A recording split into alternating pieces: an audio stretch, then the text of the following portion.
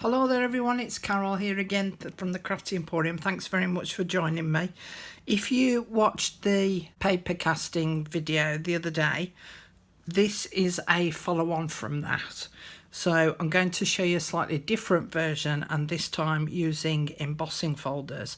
So I've got a selection of embossing folders here, and they're all roughly the same size. I think there's only one, which is this one, which is fractionally bigger, but that's no worry, because I want to show you how I'm going to create a journal with these afterwards. So I need them all to be around about the same size. Of course, you don't have to do a journal with them. You can add them to your journals afterwards as pockets and flip pages and things like that, but I'm going to make a journal with all of mine.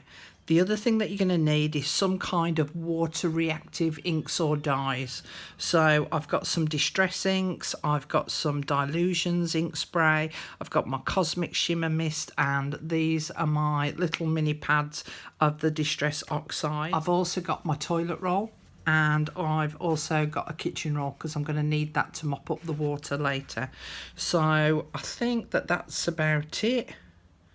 Yeah, let's go on off and go and play. This first one that I'm going to do, I'm just going to do dead plain because I'm going to show you how I'm going to ink it up afterwards. Okay, so I'm going to open the folder and I'm going to use my toilet paper. Now, I have found that with our size sheets, or with the size of the sheets on this toilet roll, it takes 1.5. Typical, isn't it? So I'm going to position it up near the fold up here. I don't want it right up next to the fold. I want it as near as I can to that fold.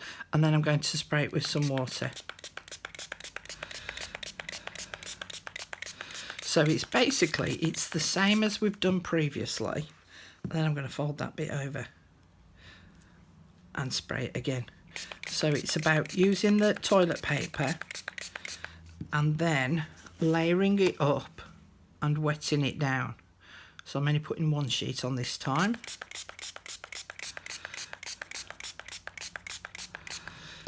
And then 2 again. So I'm doing round about 5 to 6 layers. Now I don't want to totally saturate the toilet roll, but I do need it wet. So there's a bit of a difference. There's a bit of a difference between damp, wet and soaking. And we're going for wet. Okay. Now, the next thing I'm going to do is just at this fold line up here, is I'm just going to push that down to flatten it down a bit to make it easier to close the folder over the top. Okay. And then I'm going to mop that up, and then I'm going to take this over to my machine and run it through. So I'll be back in a second. Now for the big reveal. Now I did take my kitchen roll with me because obviously as you're putting this through the roller, it will squeeze out the water from the sides. Not masses unless you've got it soaking wet, but it will seep water out the side. So take your kitchen roll with you. And so what's happened, and I need to be delicate with it, can you see it's embossed the paper and it squidged it all together? So it's still a little bit wet, so I'm going to put that off to the side and let that dry, and I'm going to go on to another folder now to show you a slightly different technique. On this next version I'm going to use my Distress Oxides. Now I purchased the re-inkers and I've got Victorian Velvet, which is one of my most favourite shades of pink, and I got old paper and I got peel paint. Okay, and I'd got some spare inking pads, so I actually put the re-inkers onto these pads here. Now if you open up an embossing folder, you have got an embossed side and a debossed side, and you tend to find that where the image is, that's the debossed side, so it sinks into the plastic. So the pattern is on the bottom of the plastic. The back of it will be embossed, which means it will be raised. But when it actually goes through the machine, it does the reverse effect. So where it's embossed, it will become debossed. Oh, this is confusing, isn't it? And this is debossed so that when it comes out it will be embossed, so it'll be raised. So debossed is sinking down and embossed is raised up. Ooh, I hope that makes sense. Okay, now then, I want my greenery to be green and I want my butterfly to be pink. So I'm going to put some of the ink on first and you'll see the effect that it creates, and I'm going to put it on both sides just randomly. Okay, so I'm not trying to pick out specific areas apart from that butterfly. Okay, I think I've got everything. And then for the pink for the butterfly, so I'm just going to put that on there. And it doesn't matter that it's gone beyond where the butterfly is, because these colours will merge together. And then I'm going to lay my toilet roll again on top.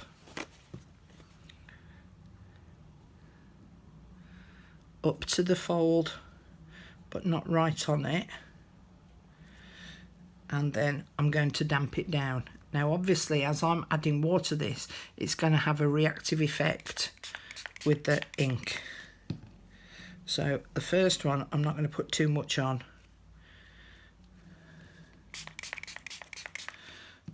Because as I add more layers and more water, it should, fingers crossed, seep through. So I'm going to add some more on the second layer. And what will happen is, because of the water on the tissue, it will start to, as I say, react to that ink and it will print it onto the toilet paper.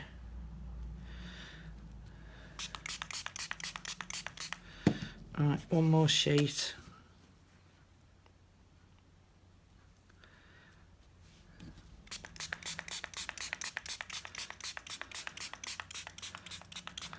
Make sure it's well covered. Push that edge down and flip that over. Okay, I'm off to go and emboss it again. Back in a minute. Me and my kitchen roll, we're off. Okay, time for the big reveal. There we go. So you can see how it's sort of smushed some of the colours together. It ends up being really pretty when it's dry, and that's the back. So again, I'm going to put that to one side and let that dry, and I'll be back in a second. On this embossing folder, I'm going to use some Cosmic Shimmer Mist, and the colour that I'm using is Antique Rose. So I've made myself this spray box, so I'm going to put that in there, and I'm going to spray that back piece first. Right, and then I'm going to spin it round and put my toilet paper on top of there. Now, one of the questions that I got asked in the last video was about using watered down glue. So I've got some watered down PVA, and instead of using the water, I'm going to use the watered down PVA. And I've just filled the bottle up about three quarts full with water, and then put a few drops of PVA glue in, and then shook it to mix the two together, and hopefully that will help to make the binding between all the sheets slightly more permanent. Although I have to say, I have found that especially with the embossing, because of the pressure between the rollers, it helps to press it together really quite well. Ooh. Knocking me ink over. Okay.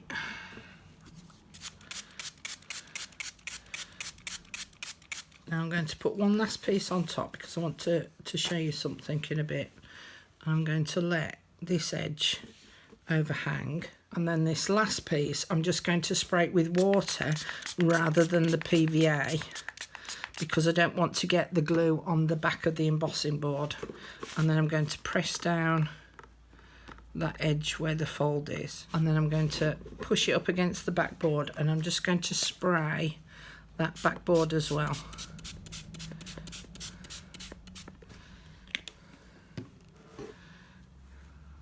And then close it. Now there's a lot of ink and a lot of water in there at the moment, so I'm definitely going to take my kitchen roll with me when I go and emboss this, so I'll see you back here in a second. Okay, that's that one done. Now then, with all the other pieces, if you notice, because of the width of my toilet roll, the overhanging edges here end up looking like handmade paper.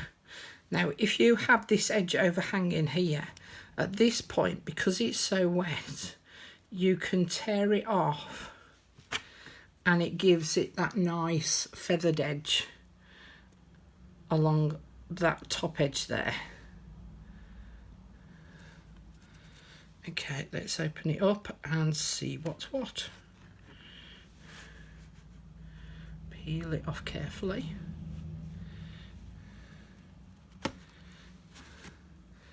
Okay, now then, I hope you can see the embossing on that, because the way that the ink has spread, if I tilt it, you might be able to see it better. So it's quite delicate, this, at the moment. Now, one of the things I found when I was using the ink sprays, because I've done some other pieces, is that this centre bit here ends up being white, and the ink doesn't always, it does sometimes, but it doesn't always spread evenly. And I think that that's because of the pressure of the rollers. It's forcing the ink out from the centre to these outer edges. So what I might have to do is, once this is dry, I might have to go and spray it again with the shimmer mist again. But hopefully you might be able to see the shimmer on that paper, which makes it look really quite pretty. So I'm going to go off and dry this piece, and I'll be back in a second. So where it's embossed, raised, I'm going to get my Oxide inks, and I'm going to run it over the top to try and just highlight the leaves within the embossed area. Okay, now it will go onto the background as well, so I'm not expecting it to be perfect. I'm doing this lightly because I don't want to push down the embossing. So that was the lighter colour first, and then I'm going to put the darker colour on top. Try and blend the two colours together.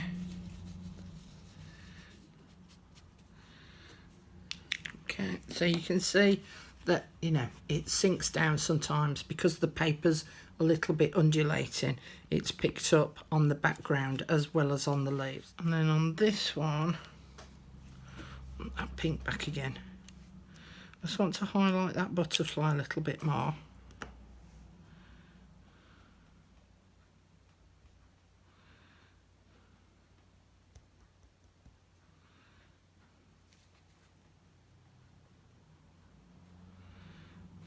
And then the other thing that I'm going to do is I've got my stickles out as well.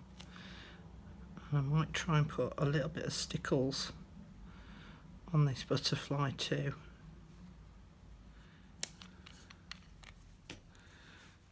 So I'm just going to put it on my block again.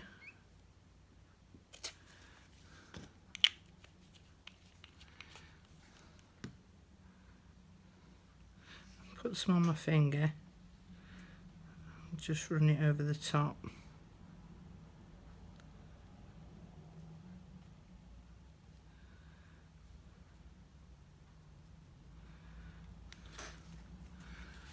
And I've got a little bit of a sparkly butterfly. Now the other thing that I did was I'd got some embossing folders that did, you can see there's some tags. Now you can see where the paper ran off the edge of the embossing folder because these are all loose, so it hasn't compressed them all together. But I can cut these out and use these in a journal as well. And again, I'm going to go over and ink some of those and see how they come out. and I might use those too. The other pages I've done previously are these. Now, as you can see, I've actually stitched around the edge just again to secure the edge of these papers. Now, I did it with a zigzag stitch, universal symbol for zigzag stitch, that zigzag stitch, not a straight stitch, because the straight stitch would just end up like a perforation and it will pull away. So I did it with a zigzag stitch. So these are the ones that I've done previously, and I've done them with all sorts of inks and dyes. I love this one. That turned out really well. And that one makes a nice frame so that you can do something in the centre there. And then this one I don't like so much, but I might end up spraying it a little. So those are going to be the pages within this journal that I'm going to make. So as you can see, look, it makes quite a nice textured journal. I'm just going to go off camera and go and spray all of these with this high gloss spray and shine varnish, because these are water reactive inks and dyes that I've used. I want to seal them in, and I'm going to put my face mask on because obviously I'm kind of highly sensitive to these kind of sprays. But I'm going to go and do that off camera, and I'm just going to put a real light spray over the top of them to just help to seal in the colour, and then I'll come back and show you the next step. That's all my pages now ready. You don't have to cover with the spray and shine if you don't want to. It's just I wanted to protect the inks a little bit. The other thing that I wanted to show you was, do you remember this piece that I showed in the first video? This was done by applying the tissue paper on top of a stencil. So I've sprayed it to within an inch of its life. I've sprayed it with all sorts of different sprays and sprayed some watered down PVA glue on top of it, and this is what I'm going to use for my cover. Now I'm going to show you how I'm going to put all this together in the next video, so it gives you time to go off and have a little play with your own embossing sheets. But I'm really quite excited about how this journal's going to turn out. Okay, see you in the next video. Thanks very much for joining me today. See you soon. Bye for now.